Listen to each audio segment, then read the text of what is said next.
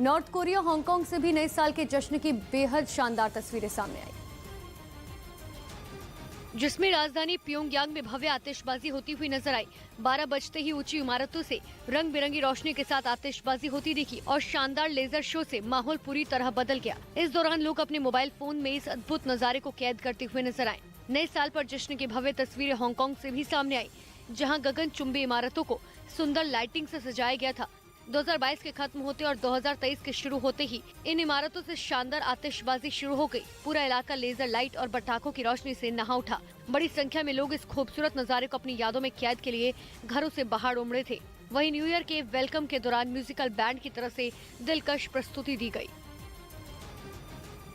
तो नए साल के जश्न के दौरान बेंगलुरु में अफरा तफरी मच गई। भीड़ को कंट्रोल में करने के लिए पुलिस को लाठी चार्ज करना पड़ा और इस दौरान कुछ लोग पुलिस कर्मियों से उलझते हुए नजर आए। ये सिर्फ 10 जर्सी गायों के साथ हर साल 18 लाख कमा रहे हैं।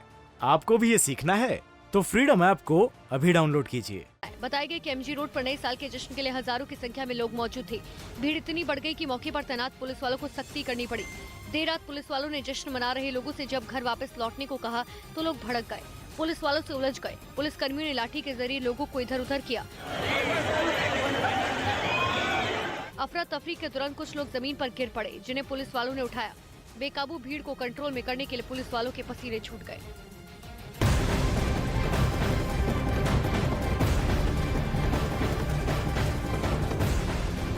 और एक बड़ी खबर आपको बता दें, नए साल के पहले दिन यूपी के सीएम योगी आदित्यनाथ ने गोरखपुर में जनता दर्शन में लोगों की समस्याओं को सुना।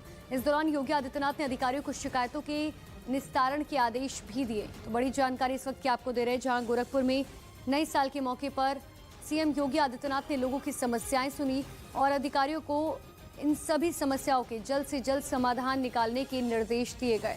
हालांकि गोरखपुर में जब भी सीएम योगी आदित्यनाथ जाते हैं, कोशिश ये करते हैं कि जनता दरबार लगाकर जनता की समस्याएं सुनी जा सके और इसीलिए गोरखपुर में लोगों की समस्याएं सुनी सीएम योगी आदित्यनाथ ने।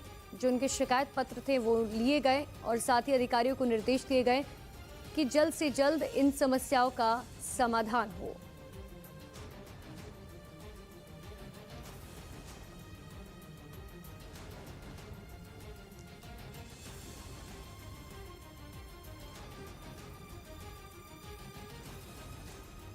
तो नए साल के मौके पर जम्मू में माता वैष्णो देवी के दरबार में भक्तों की भारी भीड़ देखी गई।